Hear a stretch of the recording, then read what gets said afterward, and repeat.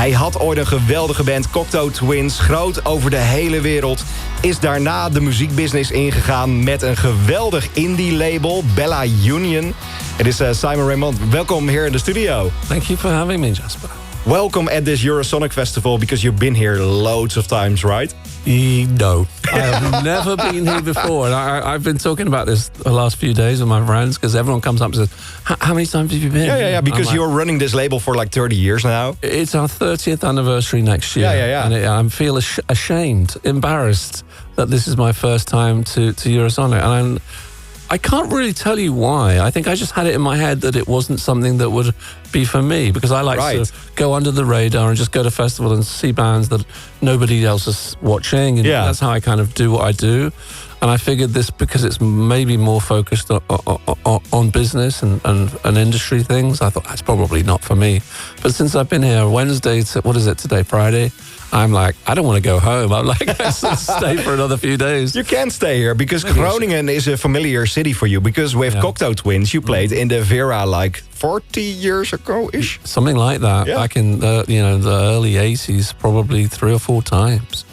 It was the venue. I suppose it still is, I guess. It is, yeah. And it's a brilliant city. I mean, I guess I'd just forgotten. I've been to Eindhoven, been to Amsterdam loads of times.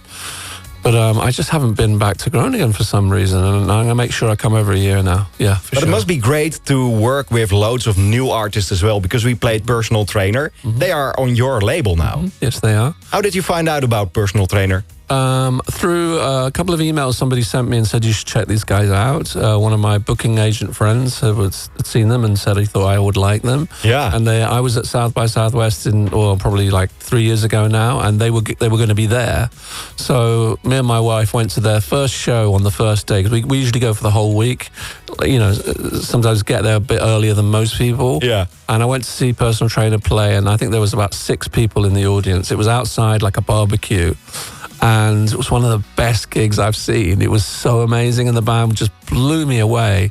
So we basically followed them around for the whole of the week, and I think we saw them 6 times. Oh, wow. That's amazing. And then I signed the band pretty much straight afterwards, because, we got friendly with them, and they were like fans of the label, and that's how you do it. You show your enthusiasm for a band, and you see if you like them and they like you, and then you work out a deal, and if it makes sense, you get on with it. But does it work on a festival like this as well? How many bands are there able to be signed? Or are they already on a label when you're playing a festival like Eurosonic? That's a good question. I think most of these kind of festivals these days, the bands have booking agents, they have publishers, they have labels, but not all. So if you dig deep and hard enough, you'll find something.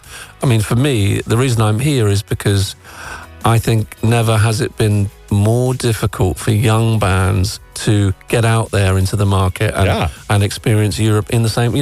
For me, we were playing in Europe literally in our first year. You know what I mean? There was so many opportunities. Promoters were offering you shows and tours, and let's go. Yeah, and you go and you have the most amazing time. Now it's almost impossible unless you have a team of very high quality people, and that's hard to get because everybody wants the same. How does Bella Union stand out as an indie label? Because indie labels are they are struggling sometimes as well. How is Bella Union doing nowadays? I think it is a struggle. Even a label, a sort of mid-sized label like mine, with artists like Beach House and Flaming Lips and Father John Misty, we have some really amazing artists that sell very, very well. But I think when you're also developing young artists it does take 2 or 3 albums sometimes for them to possibly then break through, and sometimes not. And if you're investing £20,000-30,000 in the first record, and then the same maybe for the second one, and if it doesn't go very well, you maybe have sunk close to £100,000 in a band, and you're never going to see that back. So if you get that wrong too many times in a row, you're out of business. You're done, right? So you have to be very circumspect about what you release, and you have to make sure the band understand that it's not about spending money. The money part is just to help them. Of course, The most important thing is like festivals like this, bringing them in here, and then they have to be amazing. It's not about what I do. My job is just to give them a showcase to do what they do. So I think it's still an exciting business, but it's probably never been more difficult than it is today. So there's no point pretending that it is. Yeah. But in the meantime, there are getting more festivals like this. Because in the Netherlands, you got Left on the Dial, you got Loose Ends, you got Here's the Thing. So I hope time is changing for bands to come back. But it's getting harder as well, yeah. It's harder. I mean, certainly in terms of British bands going to America, you can forget about that for the moment. I mean, most don't even want to go, which is totally understandable. Yeah. But, as I say, you've just got to keep pushing on and not worrying about what the world is doing and just do your thing. And either you'll make it through or you won't. And if you don't, it doesn't mean you're no good. It just means you didn't get lucky. Because really it is mostly luck. Yeah. And that's why you had your own showcase festival. On this showcase festival, there was a Bella Union night. After all those years. I know, it's so strange, isn't it? I was talking to Oscar, the gentleman that runs the festival, and he seems such a nice person. Somebody told me I would like him, and I spoke to him, and I was like, he seems really nice. Yeah. And then I sort of asked him a bit about it, and he said, you guys should do a label showcase. And I went, okay, well, what does that mean? What do I have to do? Yeah. So he explained how it worked, and he said, if you just send me all the bands that you would consider coming to the festival next year, this was obviously in the middle of last year. Yeah, I will listen to them with our panel of team. We'll listen to everything, and we'll get back in touch with you in September and let you know which ones we like. So he called back in like September the 1st or something and said, we like these two, and we would like to invite them to the festival. And what I suggest is that you do another separate showcase with the same bands on to give people chance to see this. Yeah. If they don't make this show, they can make that show, because there's a lot of people here, and there are a lot of people here, as I've discovered this week. Like, wow. So it's been an incredible experience to see how it all works, and I've thoroughly enjoyed every minute of it, to be honest. And that's not something I've been saying about the music business in recent times. I'm usually like, oh, God, it's so depressing. But it's inspiring to be here. It is inspiring to be here.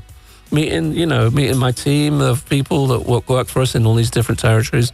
Because, everyone's so busy at their desk, working away on their things, that, don't often get the opportunity to sort of actually meet face to face and do these kind of things, and meeting you. And I actually only really like that bit. I only really like the face to face stuff. I hate email. I hate texting people and WhatsApping people. I actually said, can we just meet up sometime and have a chat about it? Because you can get so much more done in a real face-to-face meeting. True that. In 10 minutes face-to-face, probably more than 50 emails between each other, you can achieve more. Let's do more festivals like this. I agree. I'll be back in Brighton in May, where Bella Union is based, for the Great Escape Festival, a similar festival like this. And I will definitely visit the Bella Union shop, because there's a new one, I heard. Yes, we've been in it. We've had a little shop for maybe like 11 years now. We started off in a tiny shop, maybe the size of your desk. It's so small, It was so small. And then a couple of years ago, we moved to a slightly bigger space, which was absolutely gorgeous. But then my wife was walking past this place on the way to work in like July last year, and she saw this place for rent, and she dreamed about being in this building for years, but she thought, it'll never come available and it'd be too expensive. So we managed to get in there, and it's changed everything for us. It's a much bigger shop. We can do gigs in there. We can do events. We can have a drink license. We have coffee. That's good, yeah. And, we're sort of building the community, which we have been trying to do slowly in our little shops. But now we have a bigger shop where we can do more. 2026, what a year. You're on this festival. You're having a bigger office. Bella Union is here to stay, I guess. Well, let's hope so. I'm not going to make you any promises, because this business throws you, it always throws you something that you're not ready for, and you've got to be prepared for that. So I'm not going to make any promises. But if I can be here in not 30 years, that's silly, because I'll be dead by then. But it's been an incredible 29 years up to this point. And there you go. Let's see how the business goes, because it's never been more peculiar than it is now. It's changed. From when I was making music with the Cocteau Twins, it's like, who could predict this business now? But it's fucking exciting, right?